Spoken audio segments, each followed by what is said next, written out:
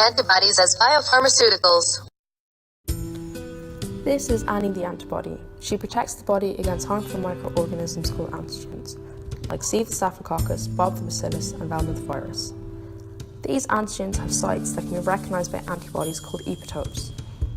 Antibodies are Y-shaped cells, also known as immunoglobulins. They are produced by white blood cells, which are part of our immune system and help protect us from infection and disease.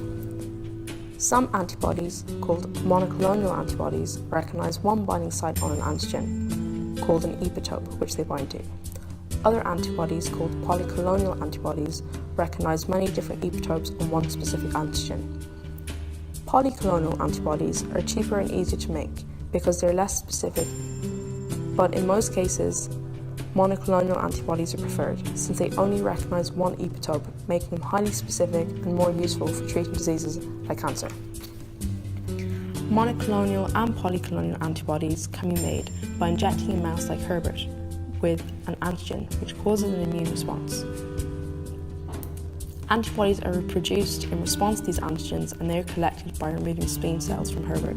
Sorry, Herbert. These cells are fused with cancerous cells called myeloma cells. This is an example of hybridoma technology, which is used to produce lots and lots of antibodies. The antibodies then have to be purified to remove any contaminants that may be present, so it is pure and won't cause an immune response in anyone who takes it.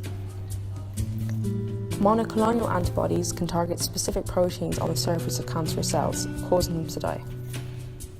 For example, the monoclonal antibody, rituximab, targets the CD20 receptor, a protein found on the surface of cancerous cells, which causes a type of cancer known as non-Hodgkin lymphoma. Thanks to our superhero, the cancerous cells are destroyed. Not all superheroes wear capes, you know. Annie!